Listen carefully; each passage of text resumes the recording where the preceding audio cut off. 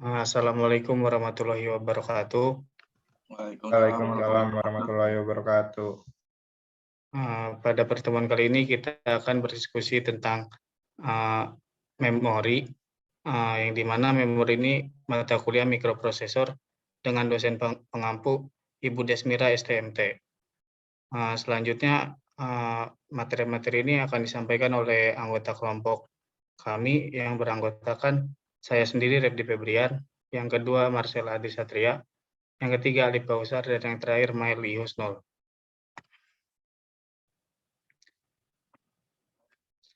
Kemudian materi yang akan dibacakan yang pertama oleh Alif Kausar, kepadanya dipersilakan. Terima kasih moderator. Sambung salam. Dasar-dasar memori semikonduktor. Ada 3 pengertian. Yang pertama, dalam desain semua komputer, memori semikonduktor digunakan sebagai penyimpanan utama untuk data dan kode. Yang kedua, mereka terhubung langsung ke CPU dan mereka adalah memori yang diminta CPU untuk informasi, kode, atau data. Yang terakhir, diantaranya yang paling banyak digunakan adalah ROM dan RAM. Selanjutnya, kapasitas memori.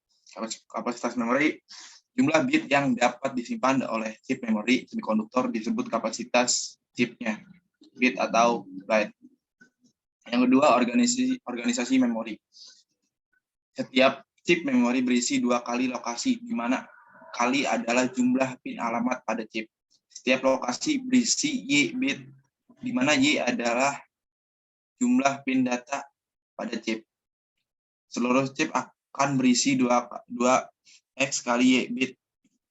Mantan organisasi bit Forky X 4/212 sama dengan 4096 lokasi.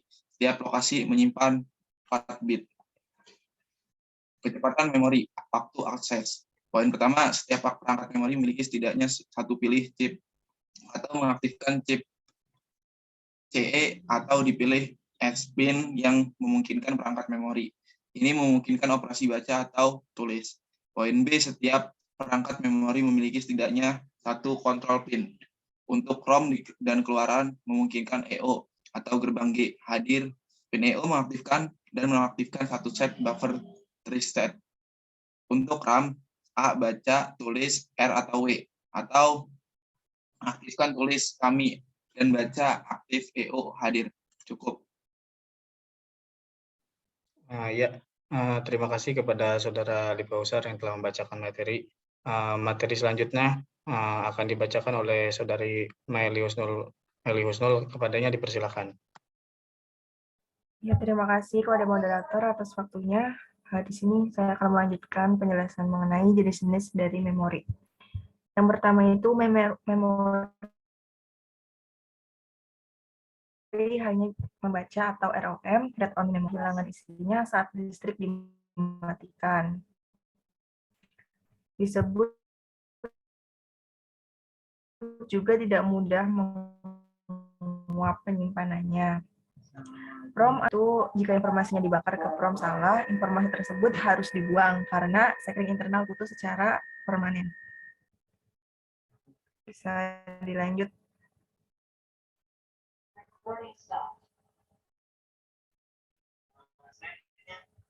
Untuk peralatan khusus yang dibutuhkan ROM, burner atau ROM programmer, EPROM, erasable programmable ROM, 2000 kali, itu memungkinkan untuk membuat perubahan pada konten PROM setelah dibakar. Seseorang dapat memprogram chip memorinya ribuan kali. Menghapus isinya bisa memakan waktu hingga 20 menit. Seluruh chip terhapus, semua chip EPROM juga memiliki jendela yang digunakan untuk menyinari radiasi ultraviolet atau UV. Untuk menghapus isinya juga disebut sebagai UV EPROM. Next.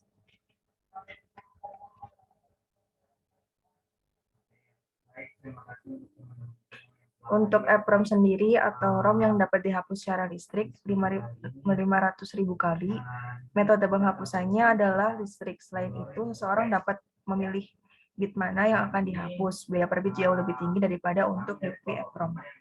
Oke, itu saja dari jenis-jenis memori. Selebihnya saya serahkan ke moderator.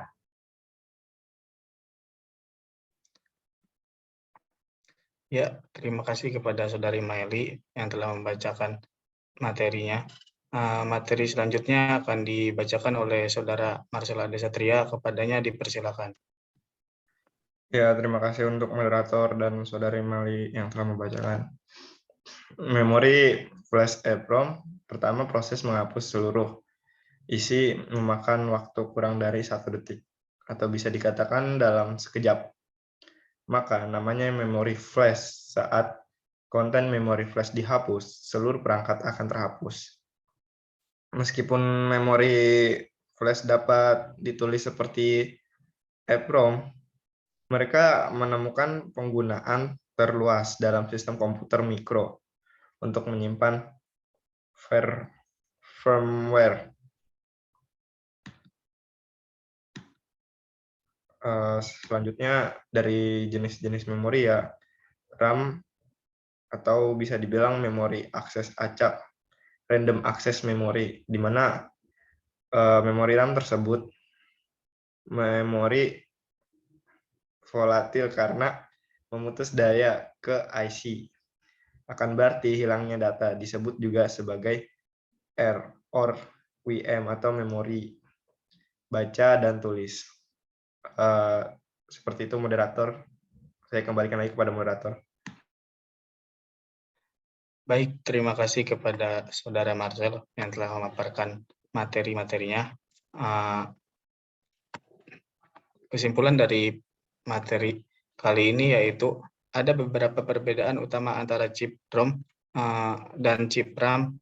Perbedaannya berkisar pada penggunaan, kemampuan dan kapasitas penyimpanan, serta ukuran fisik chip ROM dan RAM. Namun keduanya, yakni RAM dan ROM, keduanya jenis memori komputer dan bagai daripadanya. Kemudian RAM digunakan untuk menyimpan program komputer dan data yang dibutuhkan oleh CPU secara real time. Data RAM mudah berubah dan dihapus setelah komputer dimatikan, dan ROM memiliki data yang direkam sebelumnya dan digunakan untuk midboot komputer. Data RAM bersifat statis dan tetap ada di komputer meskipun komputer dimatikan. Ya, mungkin hanya itu saja yang bisa saya simpulkan. Kurang lebihnya mohon maaf. Wassalamualaikum warahmatullahi wabarakatuh. Waalaikumsalam warahmatullahi wabarakatuh.